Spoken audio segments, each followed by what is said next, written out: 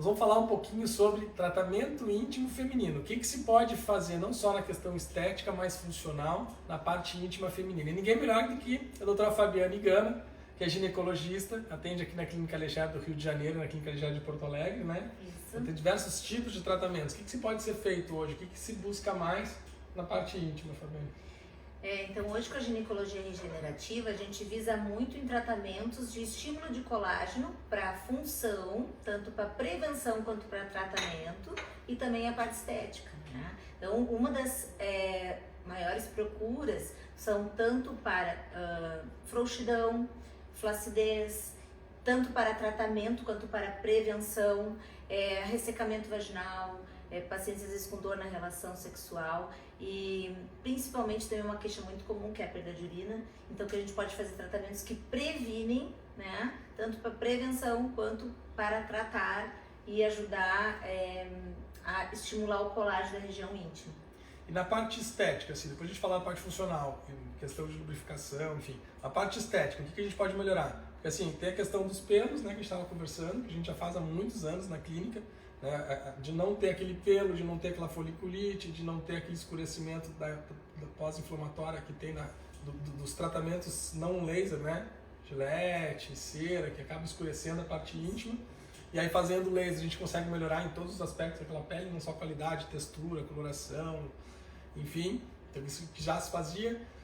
Mas tem a questão dos peelings, né? Como é que funciona a coloração íntima ali, que a gente vê muitos pacientes que é escurecida a região, né? Tanto de axila quanto virilha, né? Então, alguns fatores, né? Então, a foliculite, ela pode deixar a região, até às vezes fazendo foliculite crônica, faz uma fibrose no local. Então, o paciente às vezes fica com cicatriz, fica com uma areazinha mais durinha e escurece pela reação inflamatória. Outros fatores, claro, de alimentação, a roupa, uso de hormônios também podem escurecer a região íntima, tem inúmeros fatores. E hoje a gente tem vários tratamentos que nos ajudam, né? As tecnologias, que a gente depois pode mostrar, tecnologias que tem aqui na clínica. Também a gente pode lançar mão de uso de cosméticos, de peelings, né? E que é uma procura bem grande nessa... Seja em casa, seja na clínica, né? Exatamente. E aí, fora a questão da pele, pelos, coloração, a gente tem os grandes lábios, que às vezes reclamam que é grande, às vezes reclamam que é pequeno, né? Exatamente. E às vezes reclamam da flacidez. E a gente tem os pequenos lábios, que é uma coisa que inclusive eu fazia lá no início, quando começou o CO2, né? E a doutora Luciene, que é cirurgiã plástica, faz muito bléfaro com CO2 na clínica de São Paulo, porque ele ao mesmo tempo ele consegue cortar a pele, isso em consultório, e cauterizar e não sangrar, né? Então, em vez de cortar com bisturi, se corta com CO2 e dá os pontos iguais. Né? Com essa tecnologia a gente tem um recurso muito grande. Uma que a gente consegue fazer ambulatorial, né? Outra que sangra muito pouco a recuperação, ela é fantástica e muito rápida. E a gente consegue... risco daquele hematoma, né? Que se tem mesmo muito, assim, é muito difícil, né? Não precisa se expor, não precisa ir para o hospital. A gente tem uma precisão muito grande com o laser, então a gente consegue esculpir o pequeno lábio, né? Tanto a gente tem alguns parâmetros que a gente faz uma vaporização, né? A gente pode cortar, pode vaporizar um pouquinho e a gente vai conseguindo deixar aparelho bem a região. E uma queixa muito comum que é o pequeno lábio grande, a paciente se incomoda para usar uma calcinha de renda, para usar um biquíni na praia porque fica aparente, para andar de bicicleta na relação sexual incomoda. E às vezes também o grande lábio, né, por estar mais flácido também, a gente pode lançar mão de reduzir ou preencher. O capuz clitoriano também, às vezes é uma pele que fica bastante sóbria de pele em cima do clitóris. Também a gente pode reduzir todos esses procedimentos ambulatoriais com anestésico local, totalmente indolor o procedimento. Na parte estética, né? Exatamente. E aí eu me lembro que eu retirava muitos pequenos lábios e aí tinha às vezes um lado maior do que o outro, tinha paciente que queria fazer só um lado, não doutor, esse lado eu acho lindo, só que esse lado eu acho que tá muito maior do que o outro. Às vezes quer tirar só aquela partezinha mais escurecidinha, né, que tem nos pequenos lábios. Não precisa tirar toda aquela pele. Não, às vezes só a pontinha de só aquela pontinha que incomoda, né? E os grandes lábios é uma coisa que também eu fazia e que era principalmente no paciente de mais idade, que nem o rosto, né, que vai murchando. A gente percebe que a pele afina, né, que a gente fala, é muito parecido com o lóbulo da orelha, né? A gente olha o lóbulo da orelha caído, murcho, a parte íntima, os grandes lábios vai estar provavelmente caído, murcho. Né? Então, assim como a gente preenche o lóbulo da orelha e acaba melhorando a qualidade da pele pela reestruturação do colágeno, o volume que murchou, a gente faz isso também na parte íntima. Exatamente, eu sempre falo isso. Então, é a mesma coisa, a gente vai seguir envelhecendo. Então, tanto a parte interna funcional, né, também às vezes não é só a parte estética externa, a parte interna funcional, a mulher vai envelhecendo, dependendo da situação, dependendo do caso, se é menopausa, se faz reposição ou não, o paciente pode ter uma diminuição e um encurtamento do canal vaginal, ou ela pode ter uma frouxidão do canal vaginal. Mas lá nos grandes lábios ainda, a gente consegue preencher. E aí se preenche com o quê que dá pra preencher? Para preencher os grandes lábios, a gente pode usar inúmeros produtos que a gente pode fazer, além de estimular com as tecnologias, né? Estimular o colágeno, melhorar a pele. Eu gostava muito dos produtos particulares, né? Tinha o Radiesse, o PMMA, que é o polêmico, que é definitivo, mas às vezes quando o paciente precisa de um volume maior, né? Que nem a gente faz corporal. Eu começava a fazer corporal, que é um volume maior, com um produto que dura 1 ano e meio, às vezes a paciente se queixa de ir embora muito rápido, né? Sim. Então às vezes a gente faz com o mesmo rosto, né? Eu gosto muito de estimulador colágeno. Então o Radiesse, o Elancê e o PMMA, eles são iguaizinhos na forma, tamanho de partícula, veículo. Só que uma partícula sai em 1 ano e meio, outra sai em 2, 3 e o outro não sai. Então, mas o efeito estético de estímulo de colágeno, de volume, eles são iguais, são muito idênticos, muito parecidos desses produtos de partícula, né? Então a gente pode optar por um ou por outro e vai depender da conversa com o paciente. Sim. Mas eu sempre, na parte dos grandes lábios, eu gostava desses particulares, porque não só o volume, que daí qualquer um dá volume, o ácido hialurônico dá volume e tal, mas além do volume ele melhora a qualidade da pele mais do que o ácido hialurônico, né? Sim.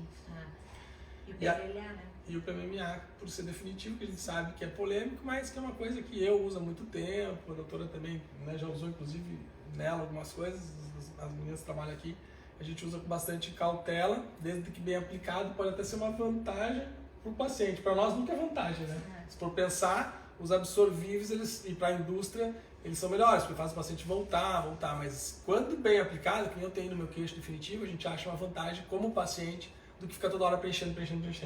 Então, quando algum médico indica uma coisa que dure mais, é pensando no paciente, né? Sim. E aí a parte externa ainda estética, grandes lábios, dá pra cortar e diminuir quando é grande demais. Isso, grandes lábios, quando cortar, é murcho, preencher.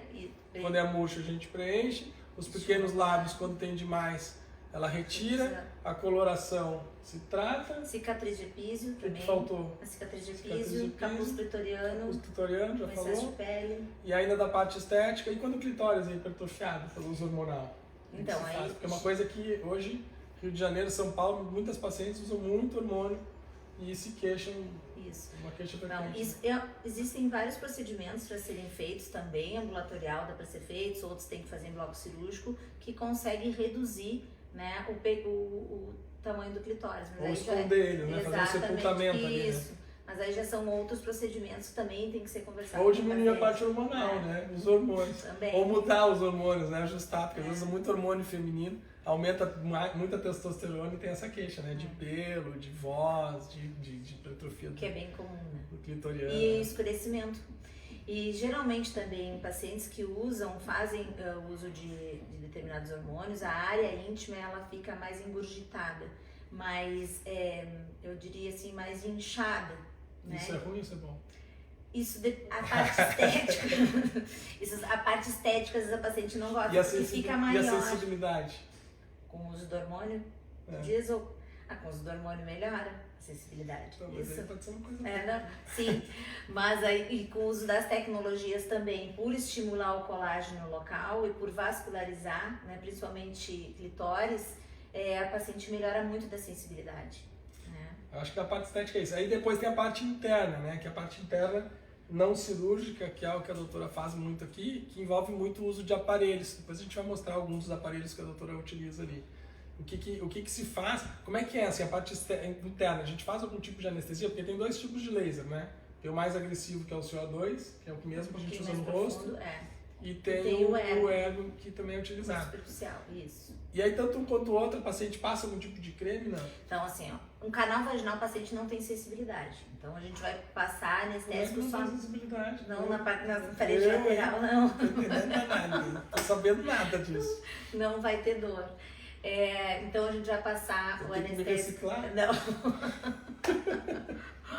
Nós vamos passar um anestésico na parte externa, na parte da fúrcula, pequeno lábio, clitóris e grande lábio.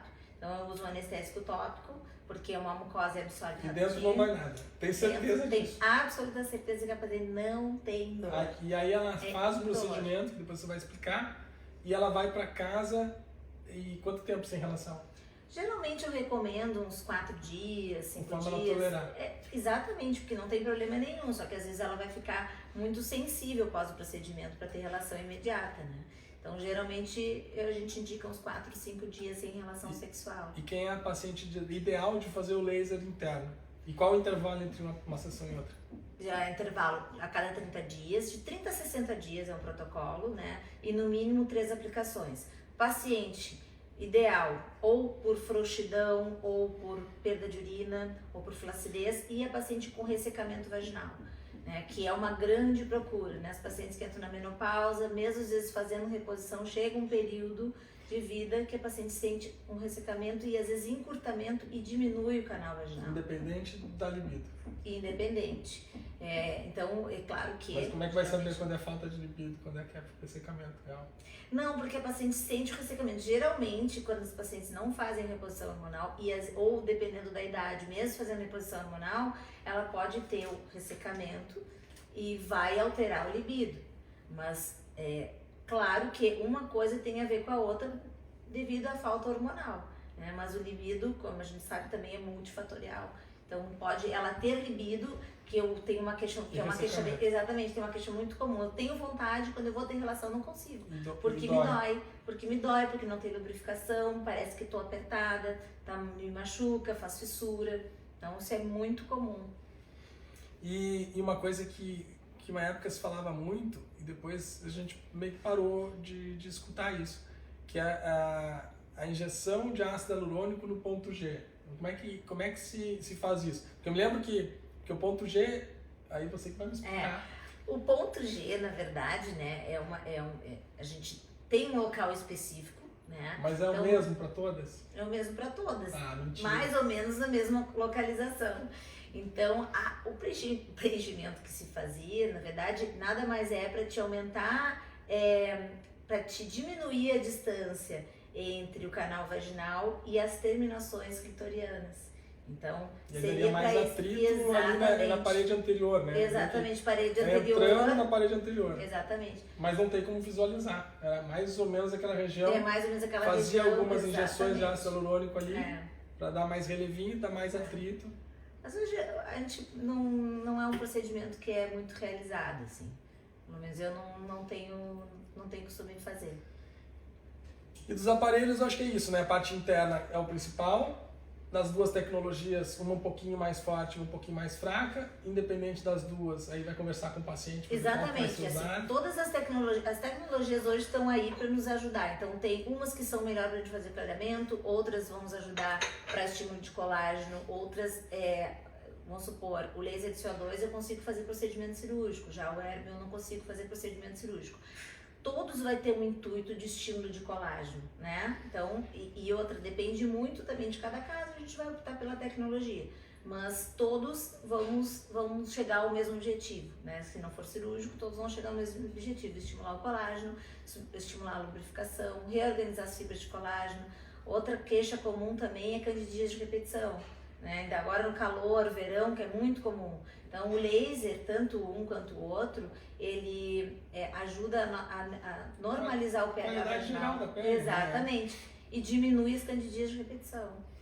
É incrível os resultados, assim, os relatos que a gente tem das pacientes, que tem em comum, né? Muitos pacientes meus vão para a doutora, muitos pacientes dela vêm para mim, a satisfação quanto ao uso do laser íntimo. Eu acho até que é maior do que na questão corporal, né? Às vezes a gente vê paciente que faz lasers corporais, não sentem tanta diferença, tanto relato positivo quanto que fazem os lasers íntimos. Né? Porque o laser íntimo, assim, é muito difícil. O paciente, não percebe, quase todas percebem a diferença e super satisfeitas, né? Claro, eu sempre digo, né? Isso tem umas que têm uma resposta muito maior do que outras, mas todas têm alguma resposta, todas né? Todas relatam um resultado positivo. De alguma forma, né? Porque o corporal às vezes tem isso, né? Claro. O paciente, eu percebo, não percebo, vai mais ou menos, é subclínico, mas o íntimo o índice de satisfação parece que é maior. E é o mesmo tecnologia, às vezes, a mesma radiofrequência, o mesmo CO2, o mesmo ergo, né?